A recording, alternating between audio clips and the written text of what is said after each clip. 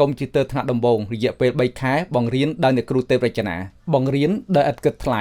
មានបង្រៀនវាយអត្ថបទ Microsoft Word កាត់តរូបភាព Adobe Photoshop រចនារូបភាព Adobe Illustrator កាត់តវីដេអូ Adobe Premiere សិស្សដែលរៀនគំនូរនិងភាសាអង់គ្លេសនៅទីនេះទើបអាចចុះឈ្មោះរៀនកុំព្យូទ័របានកុំព្យូទ័រថ្នាក់ដំបូងនៅទីនេះគឺយើងផ្ដោតខ្លាំងទៅលើមូលដ្ឋានគ្រឹះនៃការរចនា Digital វគ្គបន្ទាប់មានបង្រៀន Adobe After Effects SketchUp 3D Max និង Blender ដែលបង្រៀនដោយខ្ញុំបាទផាតសុផលហើយក៏នៅមានវគ្គសិក្សាផ្សេងៗច្រើនទៀតដែលយើងត្រៀមបើកដំណើរការសម្រាប់សិស្សថ្មីថ្នាក់គំនូរនិងថ្នាក់ភាសាអង់គ្លេសសូមអញ្ជើញមកចុះឈ្មោះចាប់ពីថ្ងៃទី19ដល់ថ្ងៃទី25ខែ4ឆ្នាំ